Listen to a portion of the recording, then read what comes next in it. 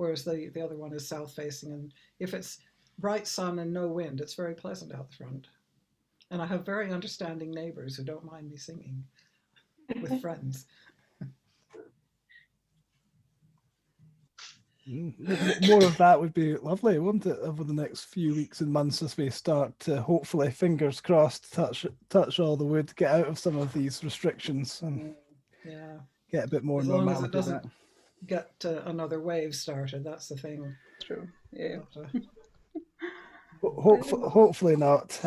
So good numbers are coming in now. So we're up to 29. Maybe give it one more minute and then I'll do a very quick introduction and then we'll get going with the main event. Soumya, what everybody's here for. Absolutely. Absolutely. I've just had a sarcastic message from one of the participants. Mark said, my garden's in Macclesfield, so getting the sun will be optimistic. I don't know. He seems to think it rains all the time here. I mean, we had a bit of a gale storm here today, so it was like looking out. It's like it's been such lovely weather. Why do we have a gale now? Yeah, it's quite stunning to see the actual street lights shake. I've literally never seen these steel poles just spin. I have a whole bunch of trees outside my window and they went like this. Yeah, they were like bent that way. Right, sun 1 minute and then torrential rain the next. Yeah. Yeah. And then I kept these sound noise cancelling things on all day. So every time I took them off, I just got this massive wind noise all the time. It's like, right, there is actually a storm going on. But I felt quite isolated from it, just being on screen and with the headphones. I felt very kind of in my little cocoon. So it was kind of comforting, actually. It sounds good. Right, I'm going to kick us off on that note. So quite a few people on. So welcome to the call, everybody. My name's David Orr. I'm the co-chair of the Scottish Testing Group, and we're here tonight to go through a really wonderful event that's been many years in the making for my colleague Soumya, who will hand over to in a second to tell you a bit more about it. But as you can see on the screen there, it really is an all-star cast of speakers, female speakers for International Women's Day. So the session is very much focused on the experience of women in testing. So it's a really important event, and it's great that so many people have signed up for it. And it's attracted such a great level of interest. So that's what we're here to discuss tonight. So welcome to the session.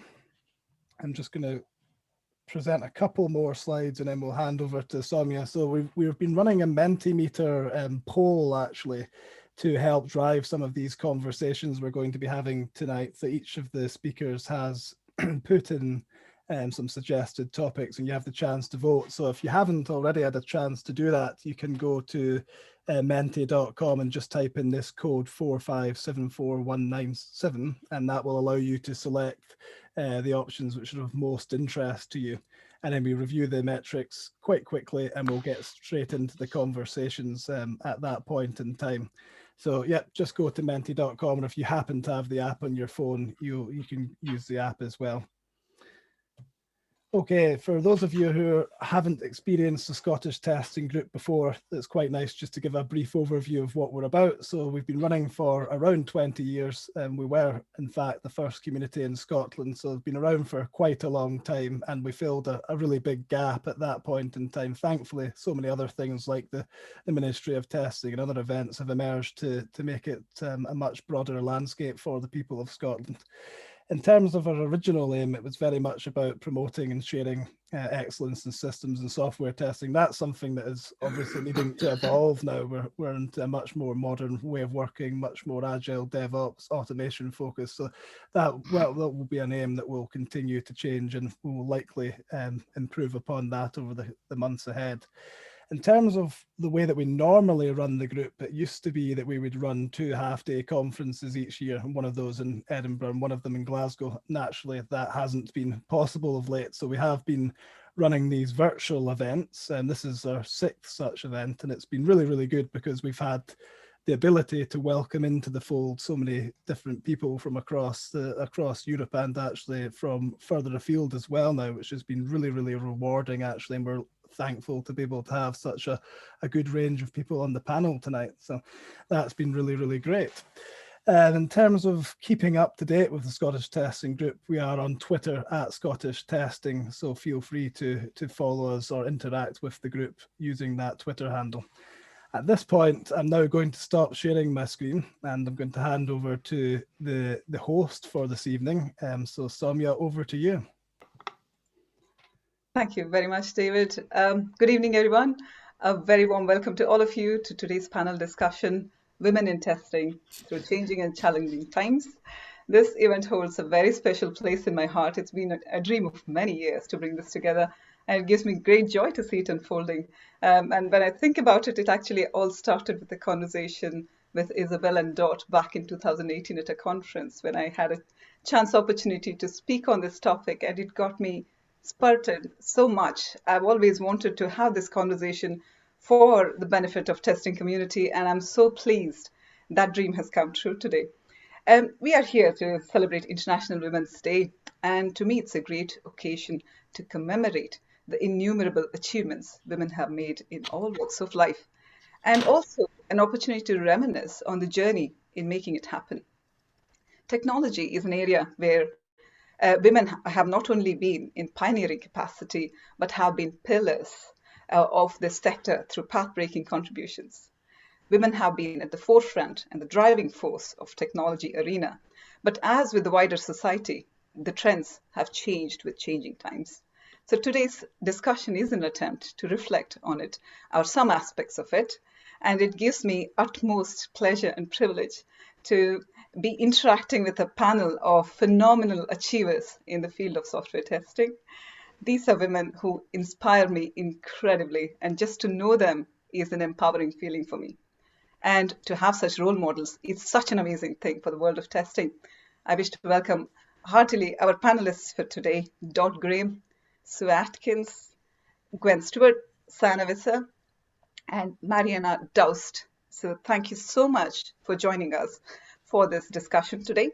A small change to the plan. Isabel Evans, who was supposed to be on the panel, has unfortunately not been able to make it to tonight's event, and she'll be very much missed, but she has had a compelling personal reason. But just to give you an idea of the structure of today's discussion, today's conversation will be divided into 3 segments.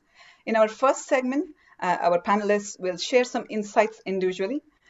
In the second segment, we will be taking the top 3 topics from our Mentimeter poll for discussion, about which David just mentioned. And finally, we'll be taking some audience questions. So please do keep those questions coming. Please do go on to Mentimeter and vote for the topics of your choice. Those topics have been chosen by our panelists. The code to enter is 4574197.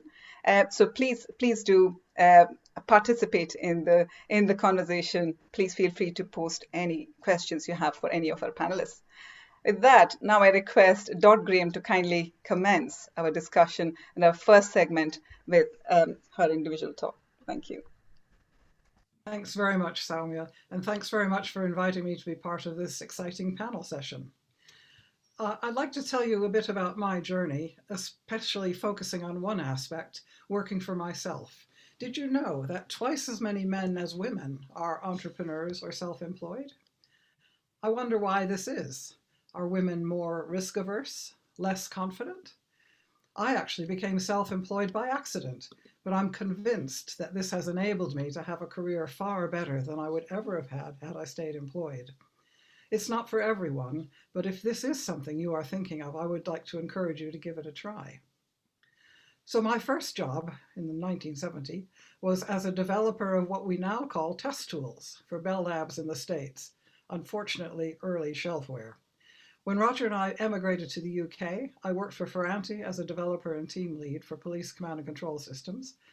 Now, one day, an opportunity came up to develop and teach a training course at Ferranti, which I was very keen to do because I had also trained as a secondary school teacher before entering the, quotes, real world as a developer.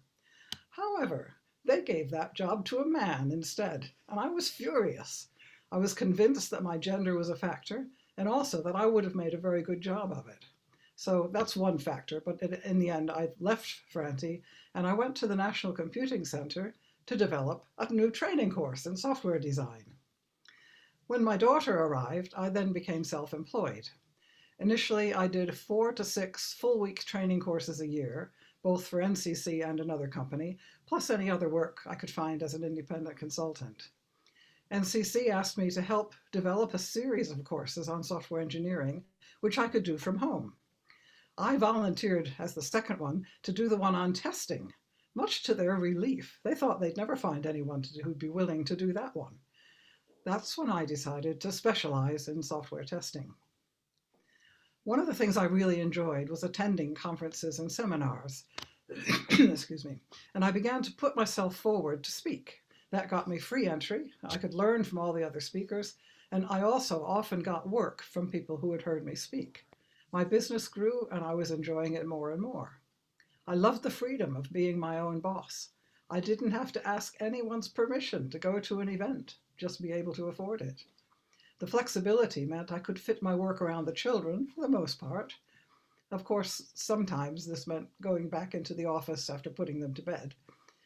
I remember thinking to myself at the end of an 80-hour week, which wasn't untypical, that if any employer had made me work this hard, I would quit. In 1993, I became breadwinner when my husband took an early retirement package. Roger has been quite wonderful, supporting me wholeheartedly in the whole of my career. Not only did he then look after the kids, but did most of the cooking, still does, as well as backstage support of the growing partnership that was Grove Consultants. This was actually probably the best of both worlds for many years, working with good friends but still being in charge of my own career. Now, one book that helped me a lot in the early days was Jerry Weinberg's The Secrets of Consulting. For example, his rule of 5 for the 5 days of the week. Day 1, earn money. That's why you charge 5 times more than an employee cost. Day 2, market yourself. You won't earn money if you have no work.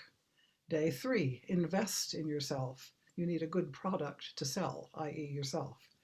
Day 4, do the business side, finances, VAT, tax, and so on. Day 5, holidays and sickness averaged over the year. He also had 2 other very useful bits of advice. Set your fee so that you don't care which way it goes, and charge enough so that they listen to what you say. This last one is interesting. It seems that women often find it difficult to place a realistic, i.e. a high enough, monetary value on their work. I certainly found this difficult, especially at first, but every time I asked for a higher fee than I dared, it worked out a lot better than I thought it would. If you are employed, remember this. If you're asking for a pay rise or for different working conditions, be confident in your own ability and value and ask for something beyond what you were going to. When I look back on my career now, being self-employed has enabled me to have opportunities I would never have had otherwise. I believe my purpose in life is to help people, and being able to do this through training and consultancy and testing has been wonderful. But imagine what it would have been like if I'd had to ask an employer permission to speak at 240 major conferences all over the world. So if you are thinking about going out on your own, I would encourage you to do it. It's not for everyone. You need to have the courage that will see you through the hard times. If it doesn't work out, at least then you'll know for sure that it's not for you. But if you don't give it a try, you may always regret it. Yes, it can be scary. It might be feast or famine. You will work very hard, and it's not easy. But if you have the passion, the aptitude, and the confidence to take that risk, it is exciting, exhilarating, and very rewarding to be your own boss. Thank you so much. As incredibly thought-provoking. I would like to now hand over to Sue Atkins to please take the stage.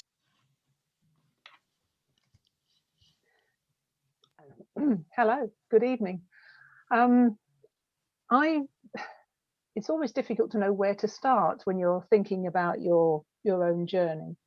For me, I was born in the 60s, educated in the 70s, and started work in the 80s.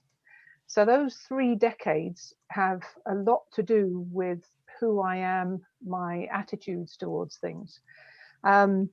the 70s, of course, was vitally important in all sorts of ways for women in technology, not least for the feminist movement and being allowed to think that you could do or be anything you wanted to be. The 80s for me, though, knocked me back a little bit, because I left with all that enthusiasm of the 70s.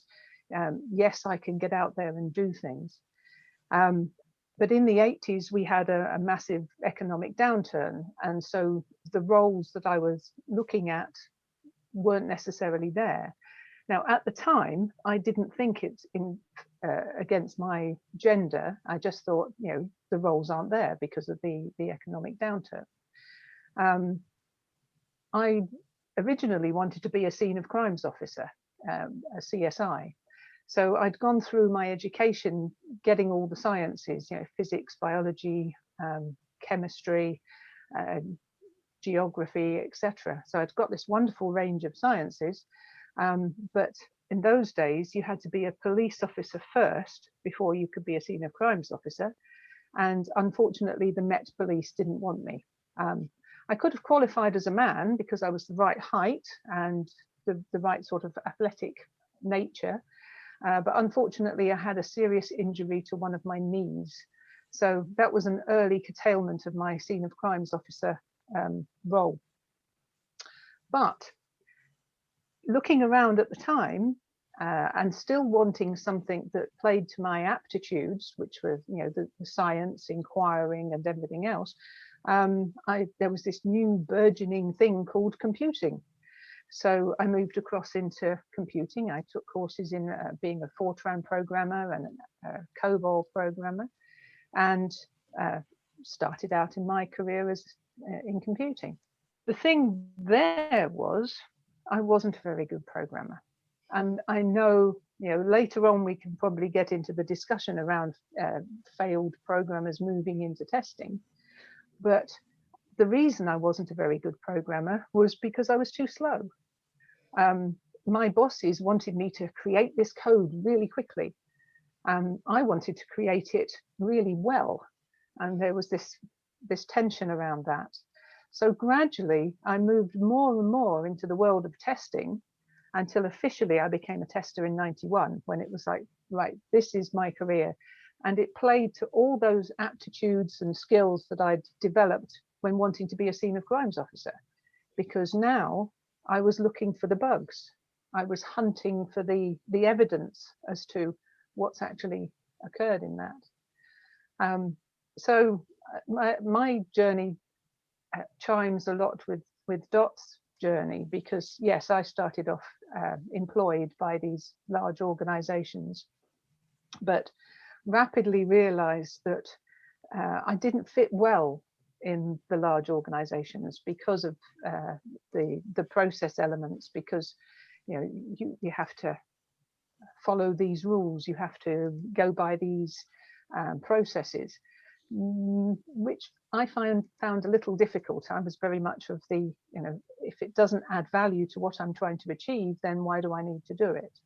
And the answer of just do it wasn't really good enough. So gradually, having collected all this information, honed my skills, I moved out into the world of test consulting and test training, with a couple of forays back into large organizations, but mostly, again, as I say, chiming perfectly with Dot in that I enjoy the independent life and being able to go to the conferences without having to seek permission. So that's what led me into testing. Fantastic. It's great to hear about your journey, Sue. Thank you very much. May I now request Gwen to please step into the virtual spotlight. Thank you. So I'm going to start actually in the same place as Sue. So my background was science as well. And I finished my degree and I did a research master's, which was actually quite a lot of testing. And then I wasn't sure what I wanted to do next. So while I was trying to decide, I got a temporary job as a office receptionist. You know, it's just something that I could do. And the company that I had got this temporary job with was FI Group, formerly known as Female International, which was set up by Steve Shirley. And I started there, and I think it was a fantastic start to my career because it was a technical place, it was IT. The ratio was about 80-20 women to men. And all of the senior roles were held by women. So, you know, as a place to start work, it was amazing because there was just this built-in assumption that this was a thing that you could do, and it was a thing you were expected to do. And that was fantastic. I kind of went off with that, got onto the graduate program, went on a 6-week programming course, which I'd never done before, and, you know, off into the world of work in IT, which I discovered that I loved.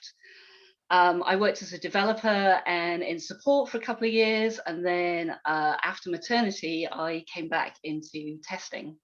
And I'd been in a company I'd stayed with the first company for about 12 years, and was moving roles every couple of years, doing different things, you know, kind of like start as a test manager with a small project, and then a bigger project, and then a really big project, and then kind of head of the Center of Excellence for Testing, at which point the group I was in got outsourced. We moved to an Indian company.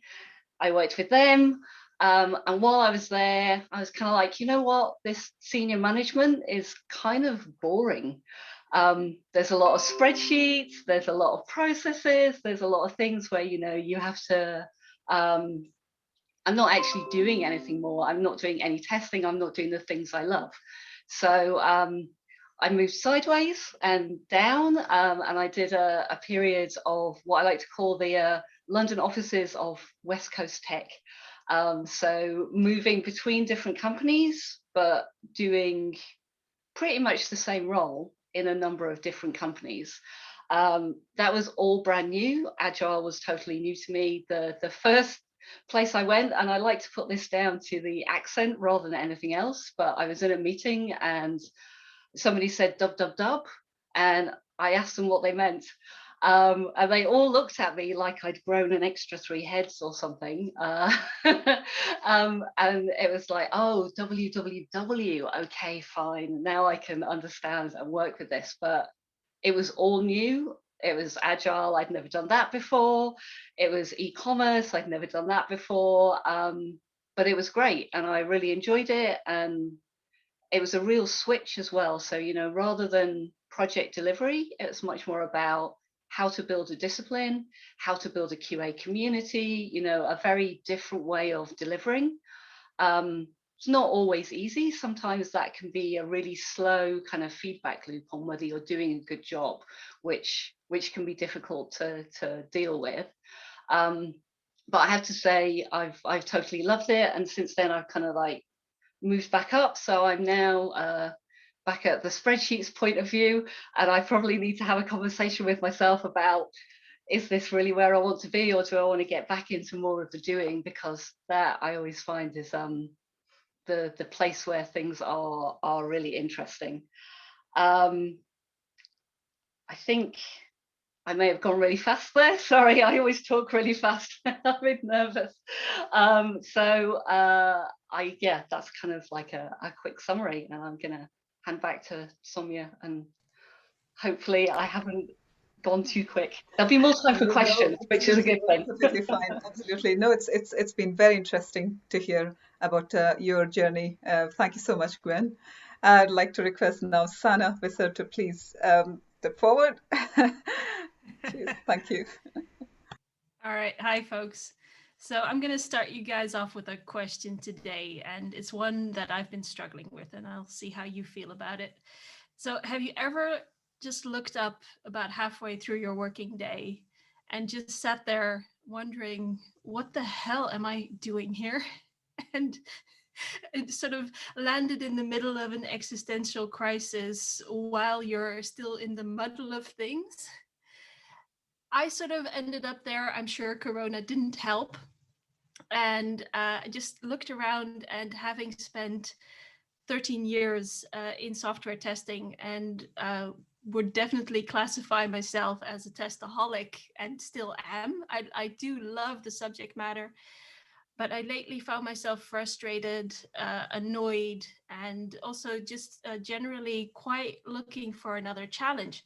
You see, a bit about me is I tend to fall into different passions all the time. I fall in love with topics and I take them to extremes. So recently I fell into blockchain and everything blockchain related, and spent about 3 years of my career completely immersed and going crazy. And I woke up one day, looked around, and just wondered, why am I still doing this? I'm doing this out of habit. There's not the passion anymore. The learning curve has gone for me. Why am I still sticking with it? Well, that was one side of the realization.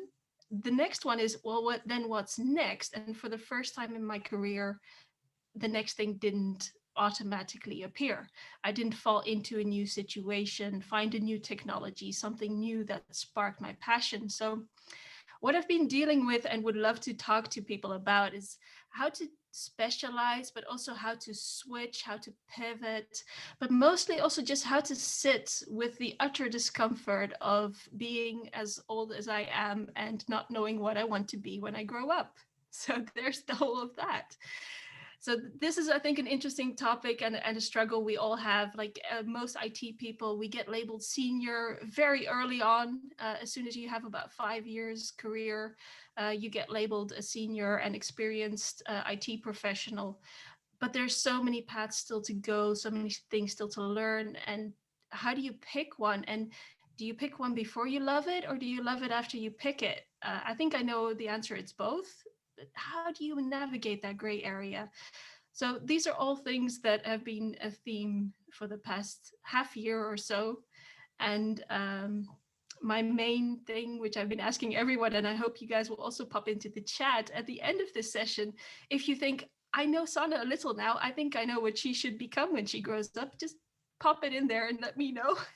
That would really help me out, so I can do a little a review of all of you, what you guys think I should start doing, and maybe that's the way forward. So that's what I would like to talk to you about today. Other than that, let me just say I'm Dutch. I work for Capgemini, a large consulting company. I still have lots of fun. I'm a team lead at the moment, guiding a project through some difficult like teamwork now that we're all working virtually. Still enjoying that. But yeah, looking for the next thing. And what's that going to be? Thank you, everyone. Fantastic. I'm sure it resonated with a lot of people in the audience. Fantastic. Thank you very much, Sana. And finally, if I can request, please, Mariana, to share your thoughts with the individual talk segment. Thank you. Yes, absolutely. So my name is Marianne, in Dutch pronunciation, Marianne Duist. I'm an agile quality coach according to my company at STG. And today I mostly want to talk about finding and building your own community, because for me that has been absolutely crucial in my career and is to this day. It's what brought me here today, actually. I also have an alternative background. Before I joined software testing, I studied English language and culture. So I have a literature degree. I have a teaching degree, but before I started English, I was very much in the science and data side of things. So I've always been jumping like beta, alpha, like even like the gamma, like the delta stuff. It's I have a whole myriad of interests, which always makes it very hard to pin me down as to what is it that I'm doing or what is it that I am good at. When I joined software testing, when I started there, I kind of rolled into it because, you know, you start somewhere, people start talking, people start getting to know you and be like, hey, this seems like something you'd enjoy. And that turned out to be correct. I was very fortunate to join a company where one of my very close colleagues was about 6 months to a year ahead of me before he'd started. And he was very much encouraging me to kind of take over his role in the team so that he could move on to a next team. So he was very much like involved in training me, but also he had just started speaking at conferences and just started joining the testing community. And he was very much enthusiastic about that. And he saw how easily I was presenting like different topics to the department, was often asked to present in demo sessions or to the business side. And he was like, actually, you know, this is something that I think you really, really want to do as well. So he encouraged me to start submitting a proposal to a local Dutch conference, and also to ask my manager to start attending my first international conference. And because that was something that testers in my department at some point had done, and B, he had literally done that a year before, so he knew the pathways to arrange that and get funding for it. I was able to go to my very first international conference in 2016, which was Eurostar, which is where I met Dr. Graham. And I'm not sure if you remember, but at some point we sat down at a table and started talking about all the things I was interested in and wanted to do. And he encouraged me to continue speaking and also to submit to UK Star, where we met again in February.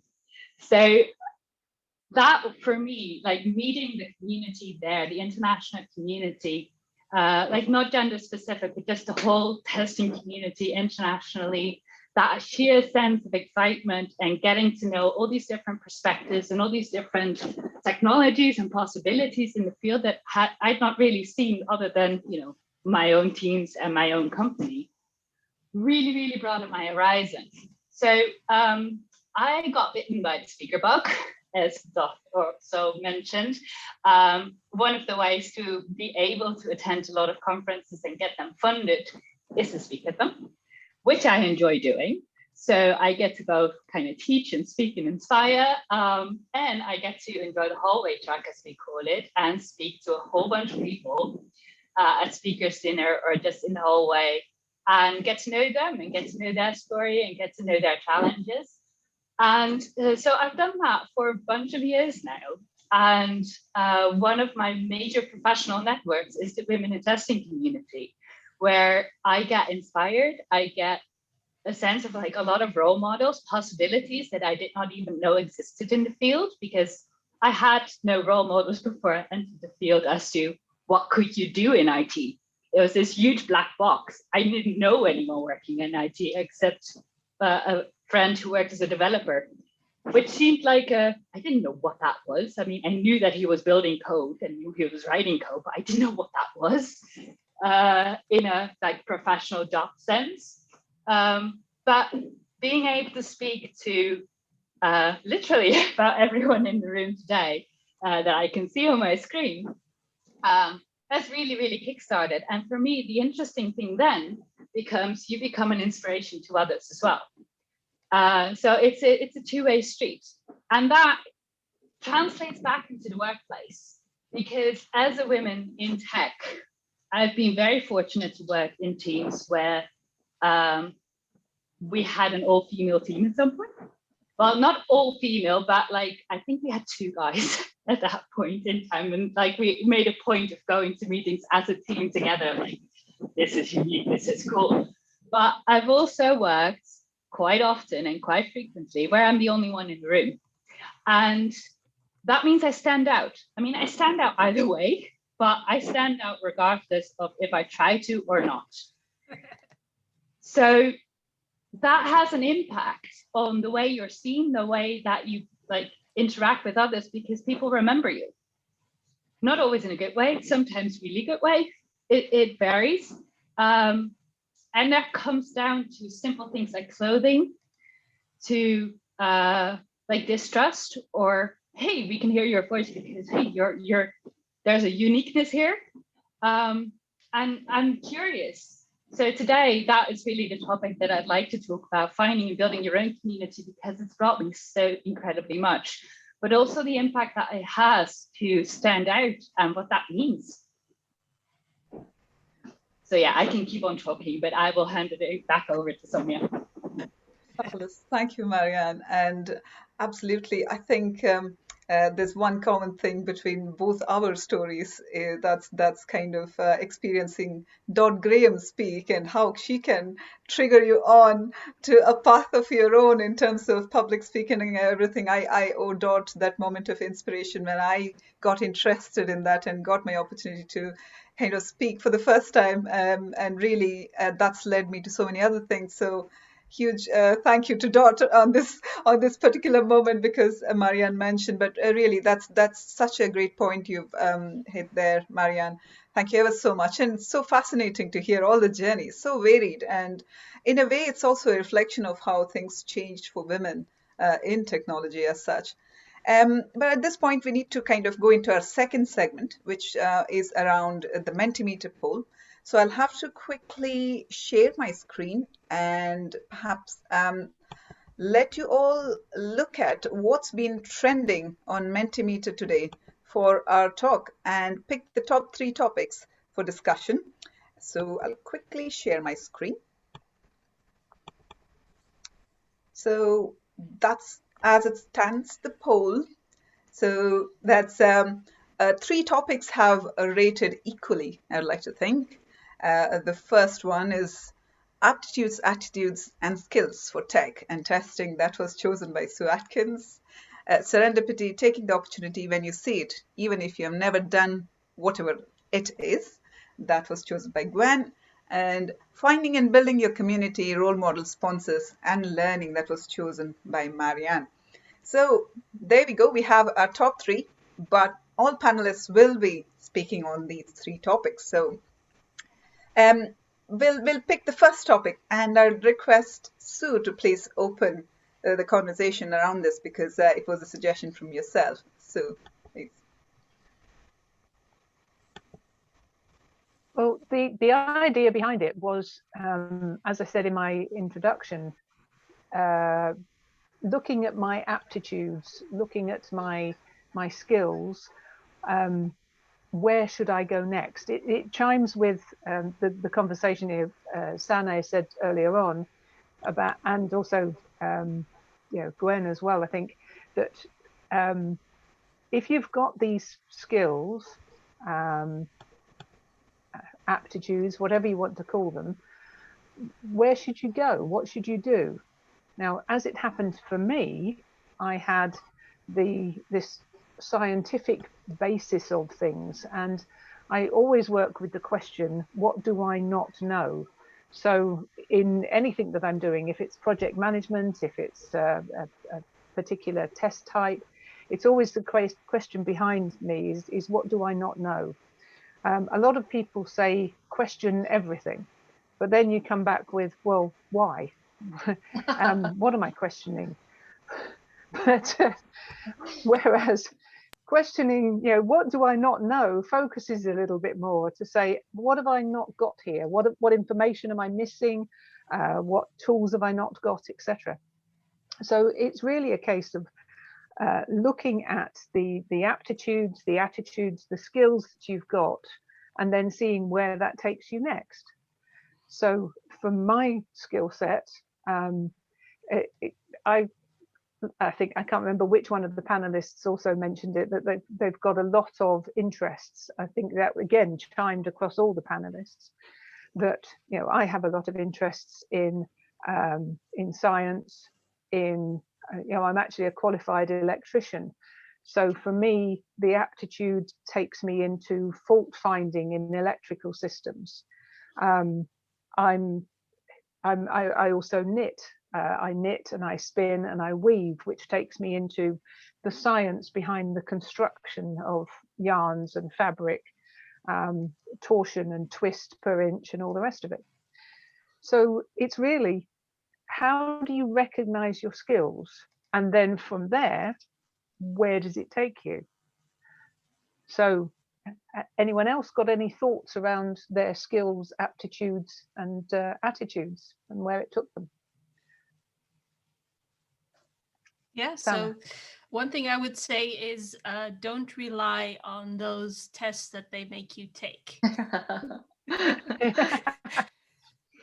So it's sort of been sort of a trend that every employer I ever worked for did those standard sort of psychology tests. They give you a color or some kind of typology.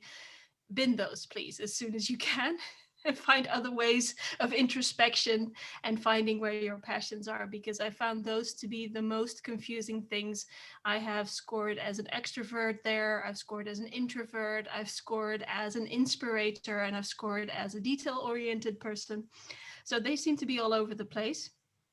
Actually, now that I'm saying that, maybe that is very indicative of what I'm like. But yeah, they generally set me on the wrong path. So I like the kinds of things to find out what's making you happy are more the things that we're finding in these psychology books that are coming out. Where's your flow? Where's the groups that you're comfortable with, speaking to community? What are the things that make you talk really, really fast, like Gwen just did? These are better clues than those standardized tests. I think it's interesting the difference between attitudes, aptitudes, and skills, because I think skills are something which you can probably learn to do. You might not be very good at it when you start, but the more you practice, the better you get. An aptitude, I think, is more something like if it's something that you find it easy to gain a skill in that area and you like doing it, whereas an attitude is something a bit different. I mean, if you have a good attitude, then even if your skills aren't very good, you probably will do well. One of the books that I've found really interesting recently is about confidence. And the premise of this book is that people who are more confident do better than people who are more skilled. And it just turns things on its head, because if you have the confidence to carry things forward, even if you don't have the best skills at whatever you're doing, it's more important to be confident. I think this also kind of picks up for the piece that we're missing, which was the learning from Isabel, is that you start off with your aptitudes and you can learn the skills, but it's your attitude to that learning that is really going to kind of help you either give you a whole range of different topics, which makes it really difficult to pick which one you want to do next, or allow you to kind of narrow in on something where you want to keep developing something and keep learning more and more about it and go deeper on a particular topic. And the interesting thing for me is like very often we're thinking about like core skills or transferable skills. Like as we've mentioned before, a lot of us have a different background, but I've personally found that my English language degree has been highly beneficial in my IT career and has been actually very, very relevant to my IT career as well. So as a degree, it prepared me really, really well for the work that I'm doing now, even though it might not look like that at first glance, because, you know, I studied literature, I studied books, I studied how narratives work, you know, how stories get built up, what that means, how the impact from an author or a society context or historical impact. And now I'm studying data warehouses and how the data relates there. But I have learned to process a whole bunch of information really quickly and to synthesize that into a, you know, either a compelling argument or just content information, like this is what is here, this is what is written. I've spoken before on stages about like how to analyze software the way I analyze literature and what that means. What Sue Atkins was starting off with was the concept of negative space, which is a concept that we take from drawing lessons. You know, what is missing? It is the question, not just what is there, but what is missing. And that is how you learn to, like, that's one of the basic first steps when you're learning to draw realistically. You learn to draw not what is there, but what is not there. And by doing so, you get a much more realistic picture of what is actually there. So I find that really interesting, the concept of taking skills we learned in different contexts and bringing them to our IT career or any other degree, really. But also, what we often see in schools, we try to teach them as a skill, like I'm going to teach you communication. That doesn't work necessarily. Like you apply the skill, and through applying, you learn the skill. So that meta context I find really intriguing. I don't have a concrete answer, but I do find it intriguing. Yeah, the idea of teaching people the skills that you first need to recognize, I think, what you're good at, what works for you. Now, one of the things for me was the discovery of mind maps. Now, when I was going through my formal education, it was of the, I've identified that already, the 60s and the 70s, which was very formal, and it didn't work well for me.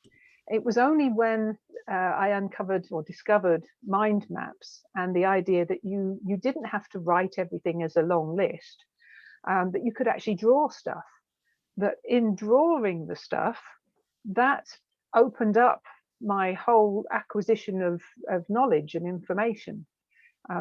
It made a big difference to me finding these different communication methods, because as I say, prior to that, if I spelt something incorrectly in class, I was sent away to write it out 20 times in a book, which is not the best way of learning how to spell something. But then later on, I learned how to break the words down phonetically, so it became I can pretty much spell. But of course, the wonders of spell checker came along a little bit later, which was absolutely brilliant, because now I can just write or draw what I want, and the computer system will help me spell it more correctly. It's funny how some things just don't stick, though. I still have issues with certain words.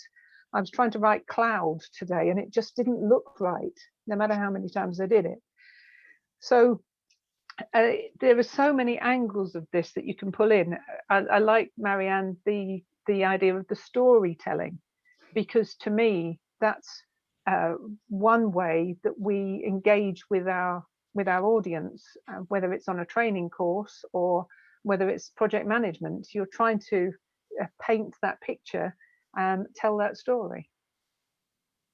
Thank you. So may I say, this is such an eternal topic in technology, because technology keeps moving and people might not always get a chance to keep up, and perhaps never humanly can. Really, I think it's been really nice to kind of get the thoughts from across the board and way how you perceive the idea of learning. And really, thank you very much, everyone. I'm afraid we'll have to kind of limit the topic and kind of move on to the next topic that was voted for, which was a suggestion from Gwen. Serendipity, taking the opportunity when you see it, even if you've never done it before. So can I please request Gwen to start us off? Sure. And the idea behind this is the thing that I missed saying earlier, which is why it took so much less time than I had anticipated. So I think the idea here is that through my career, there've been a lot of things that I can't do. And actually, that's where the interest is. That's kind of where the excitement is, to go and apply for something, try for something new, do something that you have never done before. And I've had, I think, a lot of luck in kind of just jumping on things when they come up, the opportunities going past, and just grab it before it's gone, and then see where it takes you. I've never had a plan. I've never known what I want to be when I grow up. It's been, some things come past and I thought, yeah, sure, I'll give that a go, and I'll learn how to do it as we go. Yeah, but Gwen, I'm a planner. Okay. You mean you would say all the things you'd planned to say in your speech rather than miss half of them because you're caught up in the moment? Yeah. Okay. Fair. We've got planners and Well, I never knew I never planned my career either. I took opportunities that came along. I'm astonished at what my career ended up being, to be honest. There's a question in the chat if it's possible to be overconfident, which for me is an intriguing thing where the gender question becomes relevant, because yes, absolutely. I think one can be overconfident. I mean, it's a Pippi Longstocking idea, right? Like I've never done it before, so I think I can do it.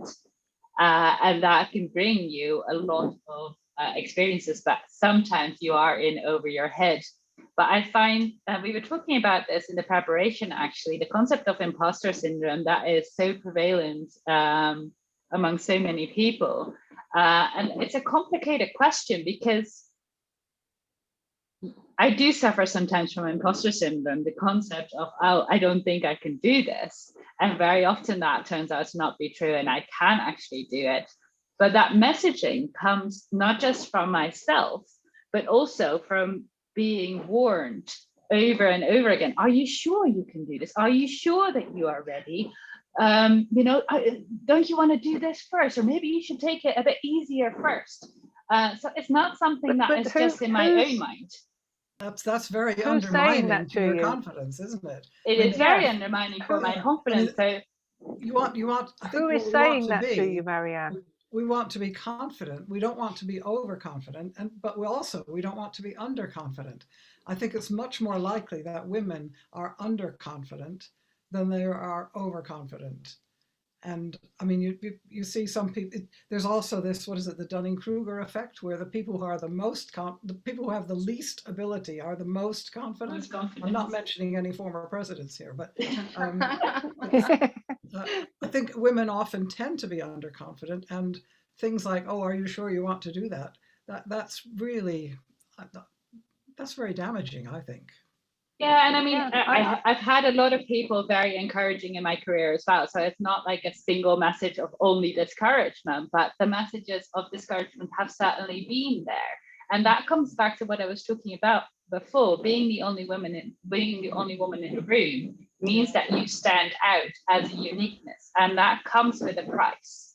Mm-hmm. It comes with benefits too, but it comes with a price, because you are different, and therefore we don't quite know how to encourage you, or what we can expect of you, because you're not what we are used to.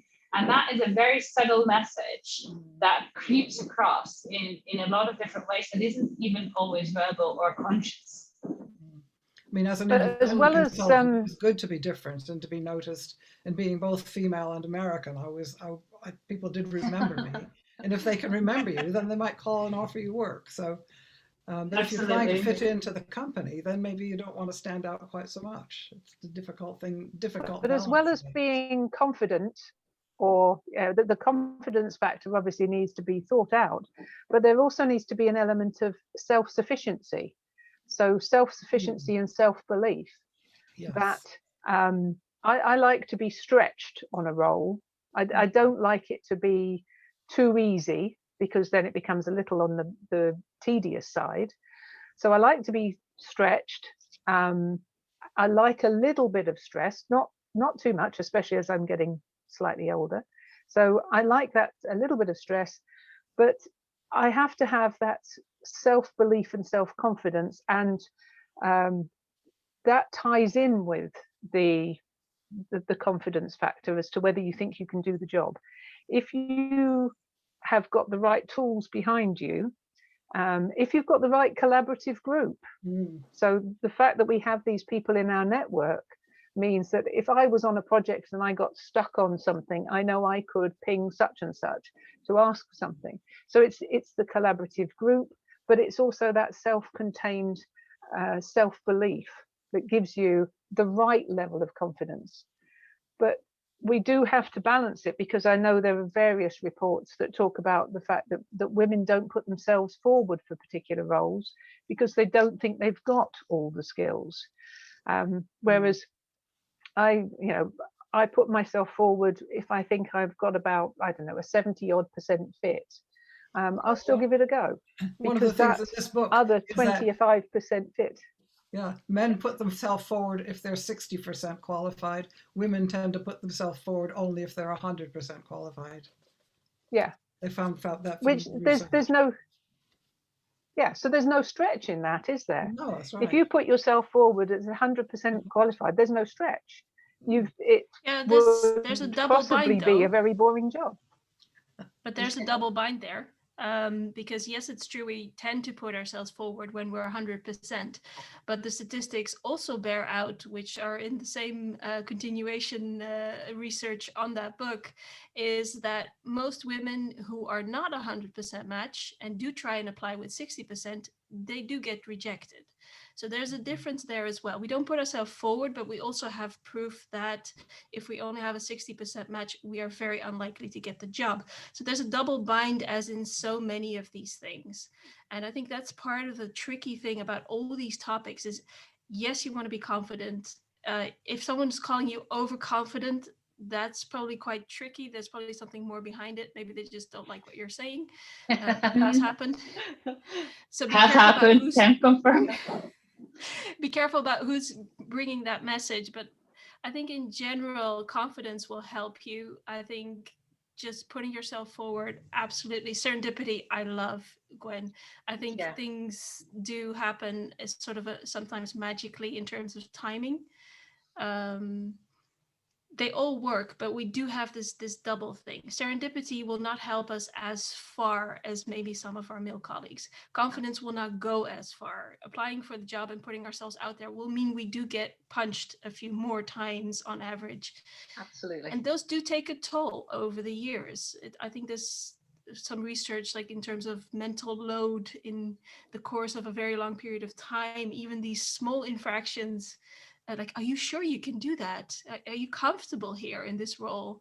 Even those kind of gentle helping questions can become a mental load. So there's a double bind in all of this, which sucks, but we do have to navigate. Yeah, absolutely. I think Sue mentioned something really important actually, which is that support network.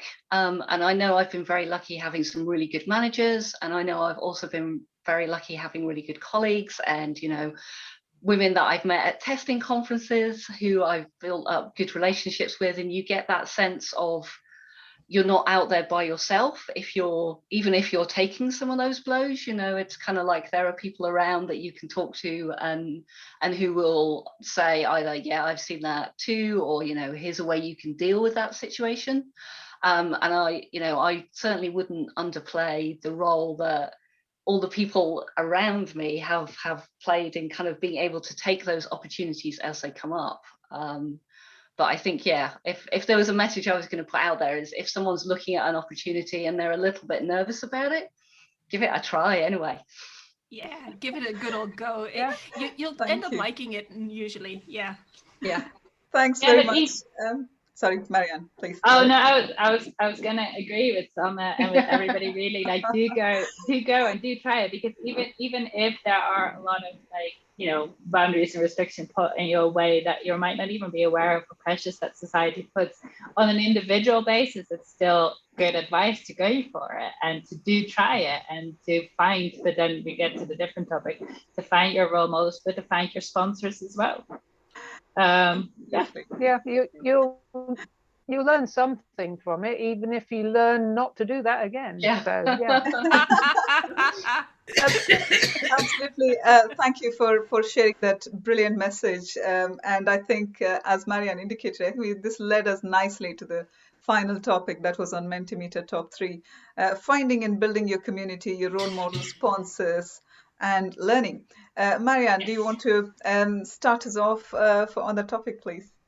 Yeah, absolutely. I mean, I started to bridge it just a moment ago, because one of the things we were talking about now is like to build your network around you and to build your community, to find the people that you can trust, that you can learn from. I want to just kind of take a moment and define these definitions a bit clearer so that we're all on the same page.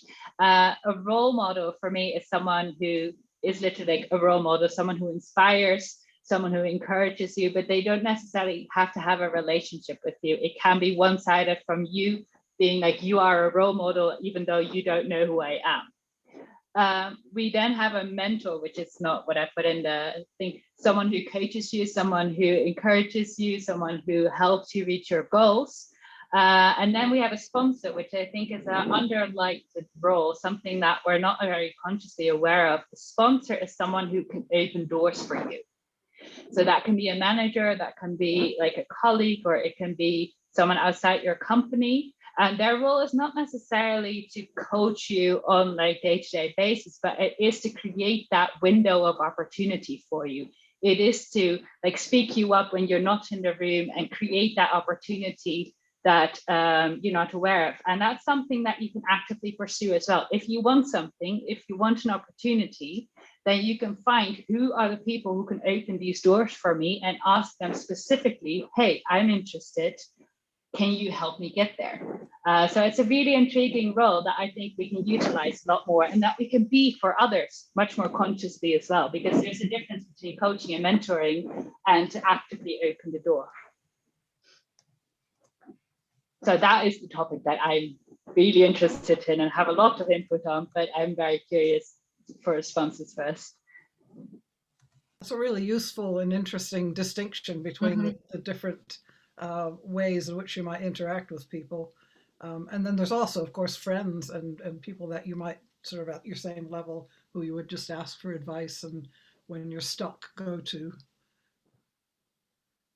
Yeah, definitely. And I think that idea of sponsors, I think that is a big thing. You know, I've worked places where I've been able to say these people are my sponsors and they will help me move forward. And I've worked other places where I couldn't put my finger on somebody who's doing a sponsor, and it makes a big difference. You know, it's kind of, if you have to go and be sponsoring yourself as well as doing the work, then that's like that can be pretty heavy. If you've got someone there who's an ally who's helping move you forward, it does kind of give you that little bit of a boost to kind of keep driving.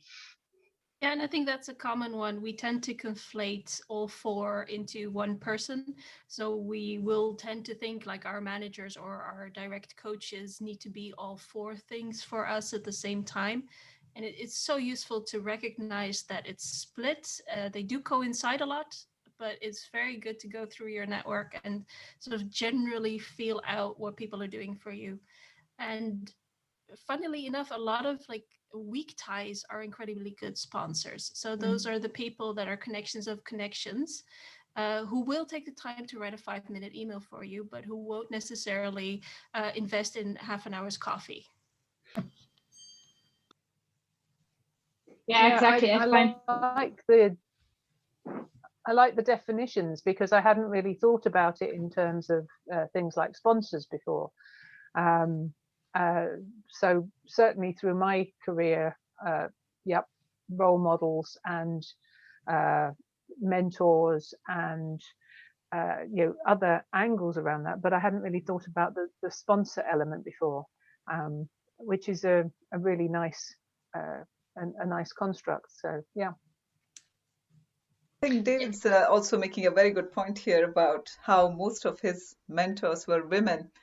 And strangely enough, it's been the opposite with me. Most of my mentors and people who've kind of really got the best out of me were actually men.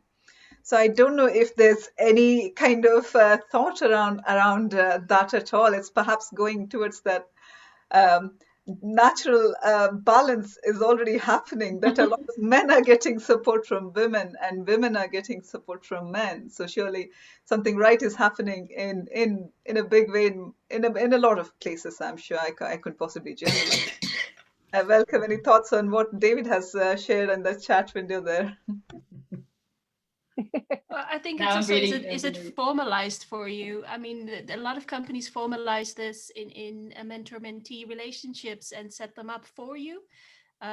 Personally, that's always been something I've been very allergic to, and I like to pick and choose. If I'm investing as much time as a coach and a mentor needs to do, I don't like to have that relationship randomly pop up because of an employment agreement.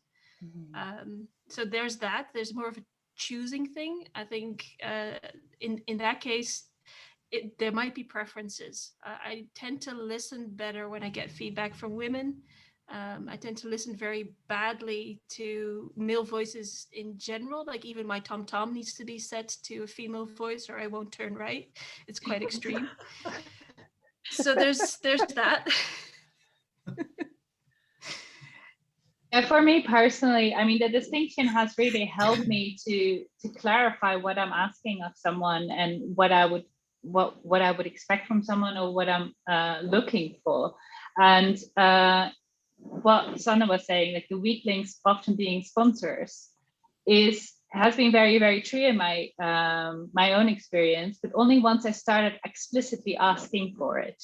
like once I started explicitly realizing, hey, you could be a sponsor for me, and kind of put it in that context, and make that question explicit, most people were very willing to help me, but had not realized that they could open that door for me.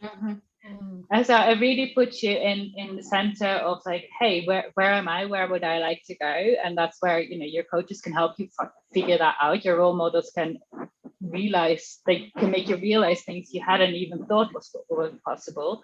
But the sponsors are the ones that can make it happen. And I really, really appreciate in my own mind that distinction, because it made much more possible.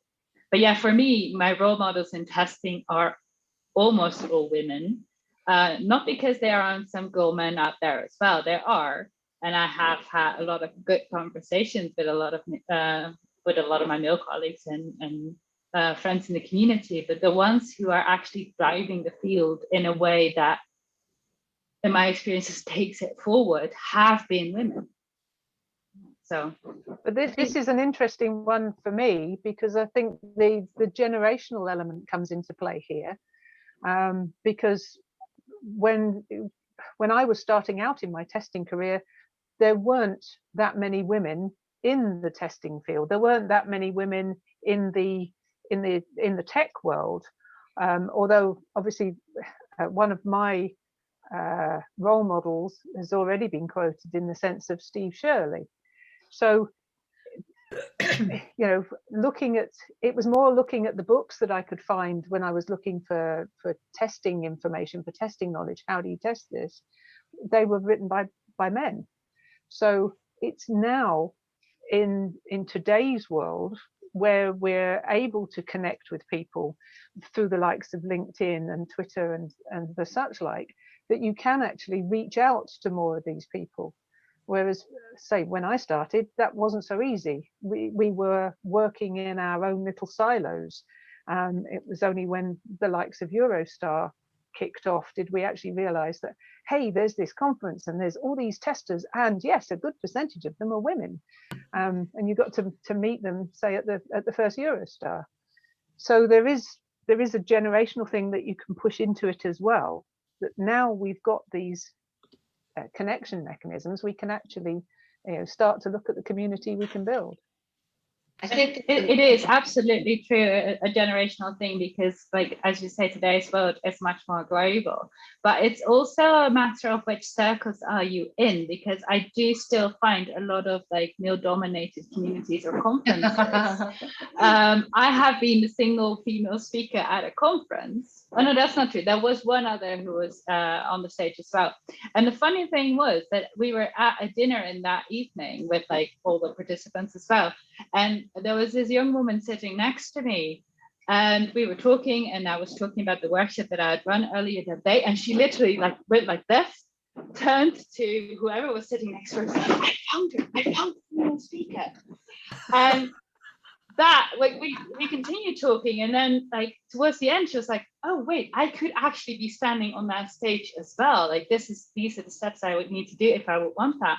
And so I really had that very active realization then, like, oh, I'm here at a conference where I'm literally one of two female speakers in total, but I have managed to inspire someone just by my sheer presence. So I think that's really interesting. That sense of sponsors and mentors and role models it's a two-way thing. So it's kind of like looking for who your role models and your sponsors are, but then also looking for who you can be a mentor or a sponsor for as well, to kind of keep supporting people.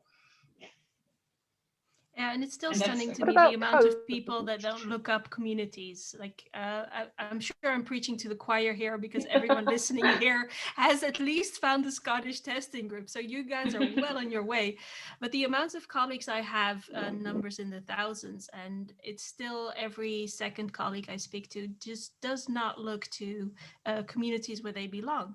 And I'm not saying join a testing community. There's so many out there, but they just don't even find that viewpoint to step into, or are scared of it, or just say, oh, I don't have time. And it's like, but it saves time. Like the next time you want a specific thing, you'll find someone within 2 minutes instead of like 2 weeks. So, but yeah, there's that. Brilliant.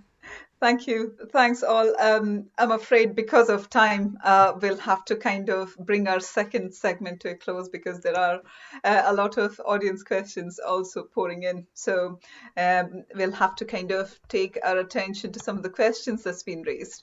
I'm going to first up ask Rob's question, Rob McBride, though it kind of came at the last, because it's a very interesting one, and I would like to really hear from all our panelists what they think of it.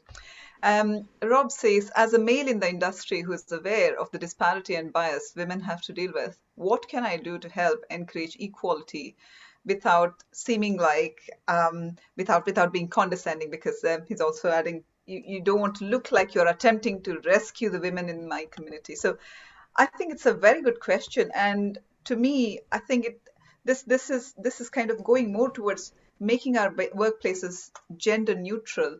How can men kind of make that happen without looking like they're patronizing and they're kind of, talking down to women in the way of support?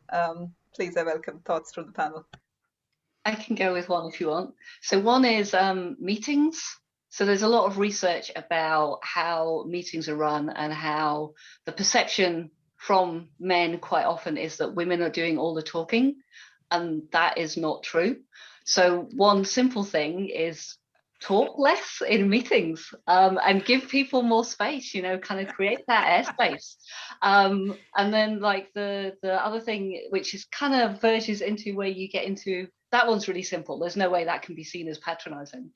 Verging into what could be seen as patronizing is if you see someone being like talked over a lot, if you kind of just say something fairly simple, which is, I think somebody had a point, whoever it is, and just create a bit of space.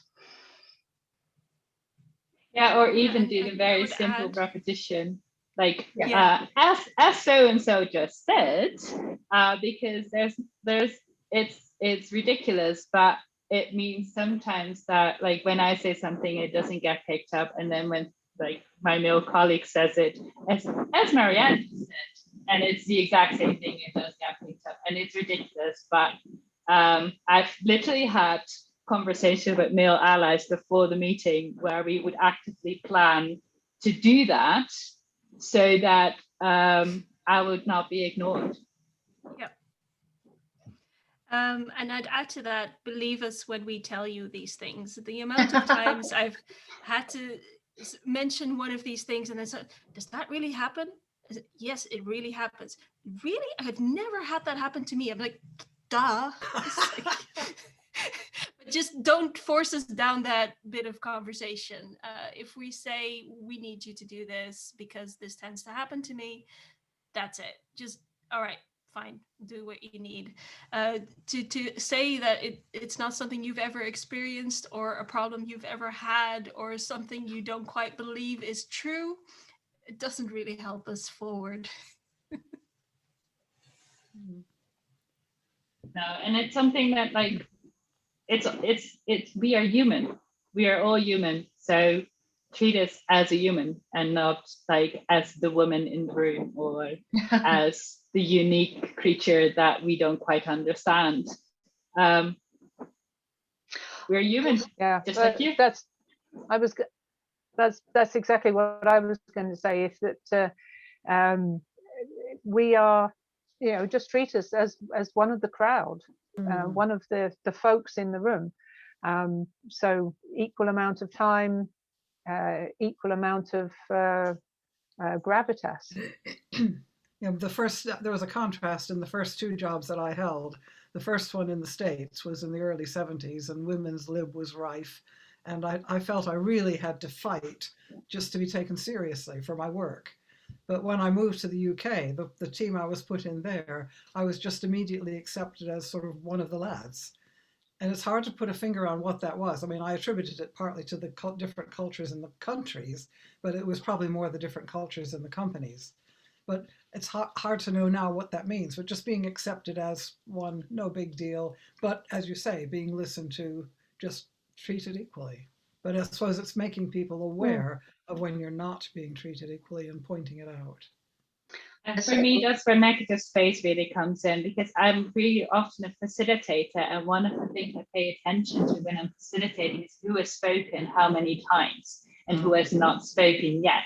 So I very consciously create space for, let's hear from so-and-so. And like, that's not even gender specific. I do that with like male colleagues who are silent too. But it creates a moment of space where they can speak up. I think the main thing, I think that's the key, not being gender specific. So yes, sorry, Gwen. That's okay. I was just going to say it's a great question though, and wanting to make a difference is like going to make a difference. Absolutely. I think that outlook in itself will perhaps bring about a huge change. The perspective change is all we need, really, perhaps.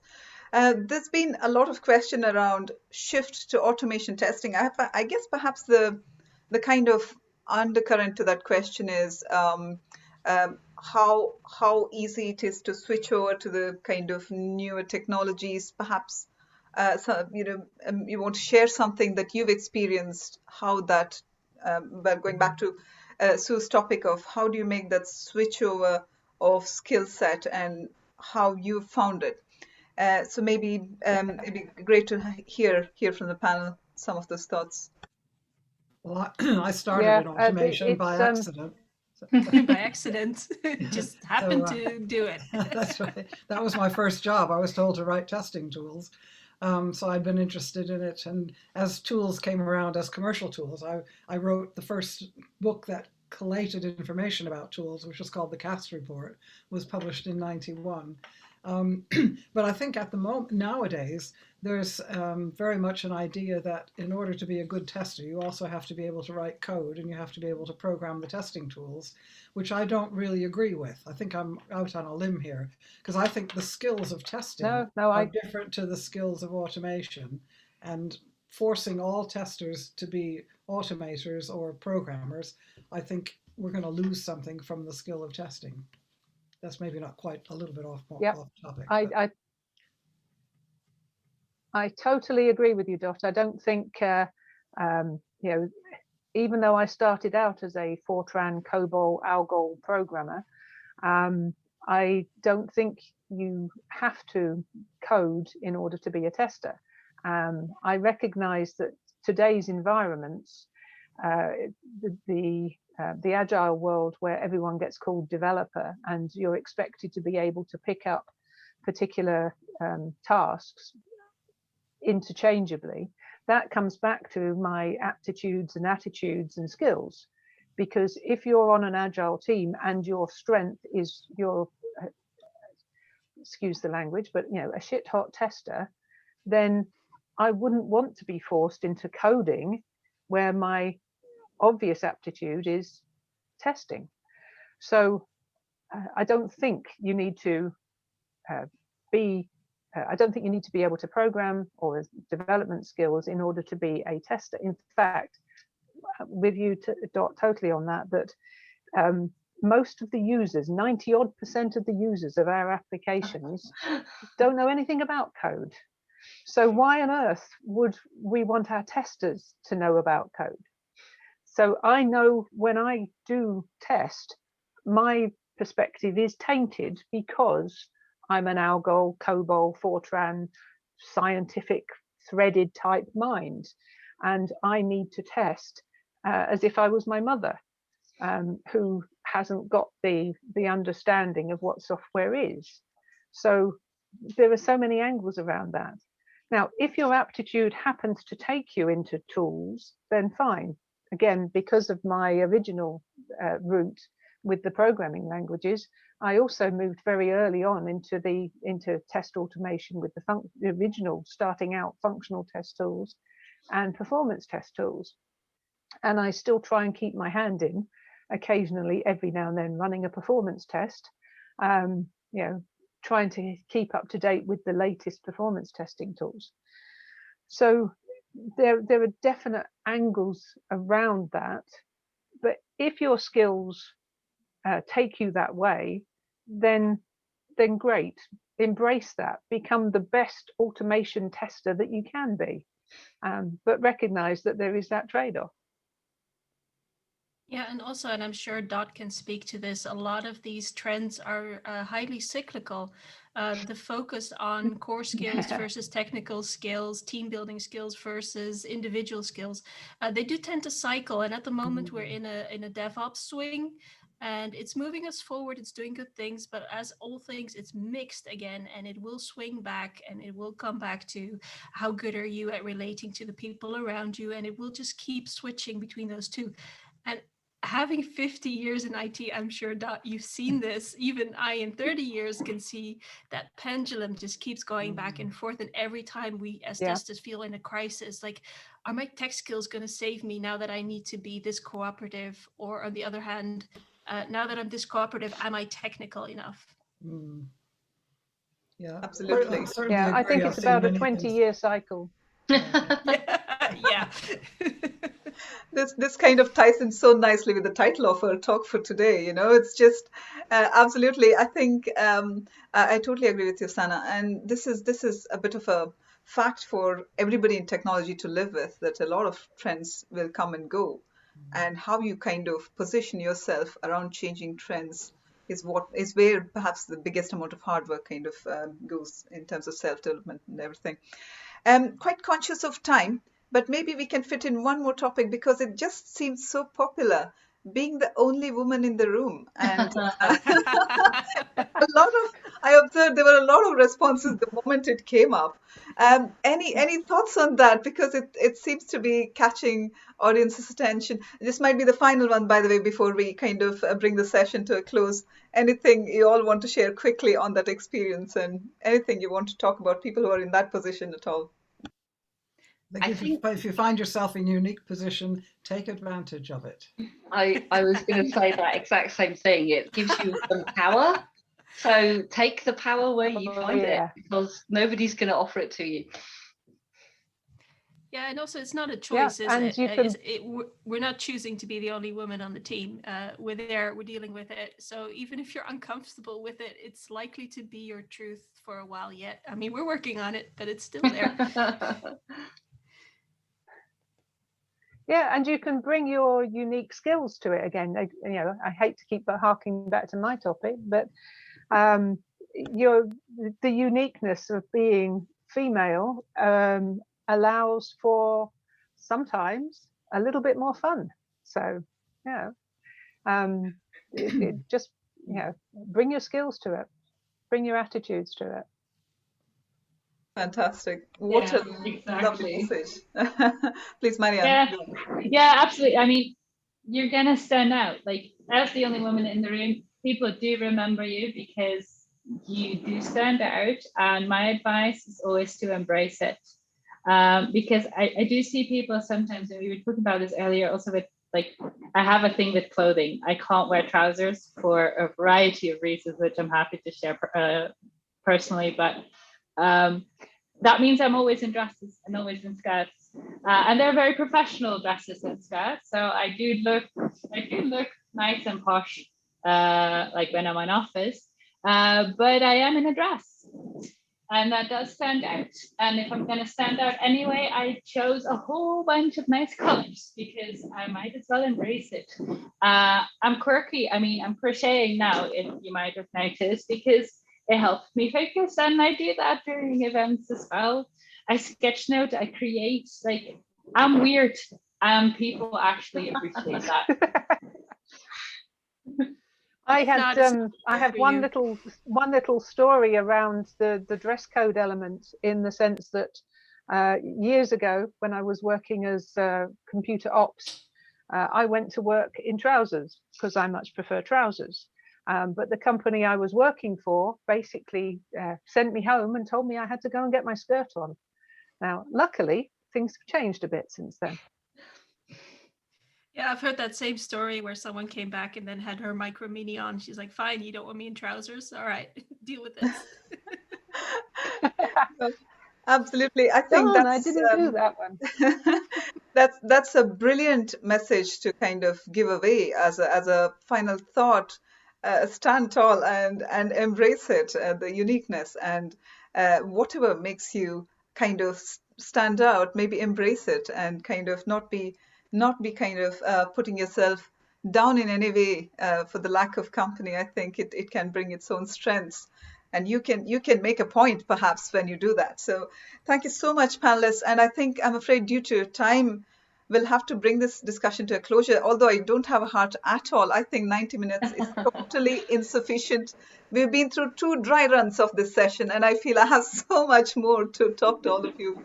And I'm sure everybody in the audience is waiting to listen. But as a final thing, could I request everybody in the panel to please share a kind of a reference material, anything that you want to share as a good learning topic, or a kind of a book, or anything that you would like to leave the audience with as a parting note. Thank you. Okay, well, the one I've already mentioned, it's called The Confidence Code by Katty Kay and Claire Shipman. Everyone should read this book. It's just such a good book.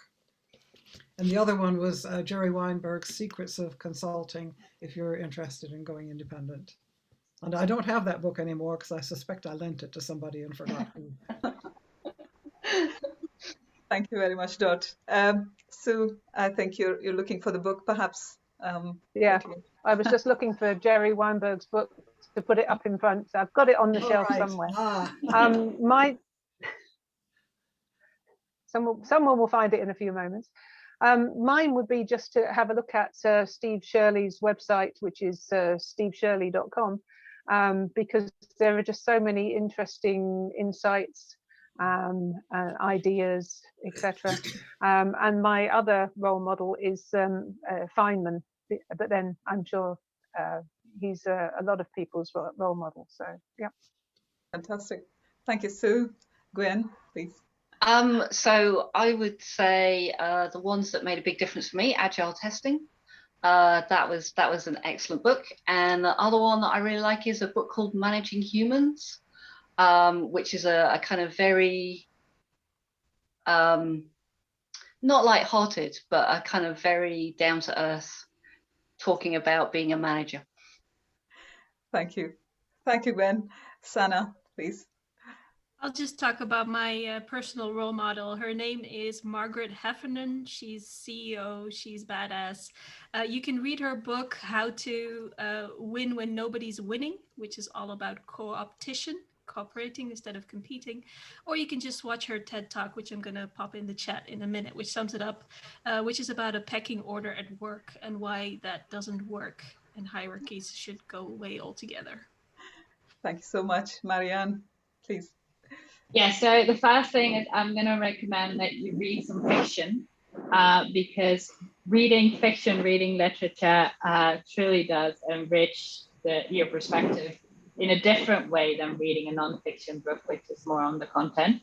My list of recommendations there is way too long, so I'm going to keep it at that. You're always welcome to tweet at me or like connect with me on LinkedIn if you really want my reading list at the moment. But I'm also going to recommend the book Quiet by Susan Cain, which is all about introversion and extroversion and how you can, like what it is, what it means, and how we see that in society as well. So it's a different thing sometimes, and how you can really focus on what you can bring. Thank you. Thank you so much. Final minute of the talk. I want to thank you, everybody, all the panelists and all of the audience for a fantastic session today. I have to hand back to David for a very quick message on our next event before we bring the event to a close. Thank you. Over to you, David. Thank you very much, Soumya, and thank you very much, everybody, for that session. That was just, it was every bit as good, if not better, than the dry run that you referred to earlier on, Soumya, full of energy and passion. It's just wonderful to see, and really good interaction from the audience throughout. So thank you to everybody involved. And Soumya, can I just say it's been really a pleasure to help you achieve this goal. I know that you've been striving for this for quite a long time, and just thank you so much to everybody who's helped Soumya make this happen. I think it's just a wonderful thing. We must have been talking about it for 3 or 4 years, and we've just had this convergence with Scottish Testing Group that's allowed it to come true. So well done, Soumya, and thank you to everybody who's helped make that happen. It's really is a wonderful thing, I believe. Okay, so Soumya has mentioned the next event. So we have an event coming up, and sticking with the good theme of being virtual and being able to have this wonderful set of speakers coming in from all across Europe and the globe. We do have Marta Fairley and Matthias Halewski coming in to do the next one on the 22nd of April. So that's going to be titled The Twin Talk from Creators of Test Fest Conference. And so it's 2 sessions. The first one will be by Marta on developing software testing community. So we've touched on some of these aspects tonight, and we can build into that in the next session. And then there's another one on disaster recovery testing. So 2 interesting and completely contrasting topics to come and join and hear more about. So feel free to register for free, and the link's at the bottom of the page, and I've also typed it into the chat earlier on as well if you want to register. So please do that. And finally, I would just like to say a massive thank you again to everybody for attending tonight, and we do hope that you would be wanting to come along and attend the next STG on the 22nd of April. So yeah, thank you, and have a great evening, everybody. Thank you very, very much. Thanks a lot. Thanks, everyone, and good night. Good night.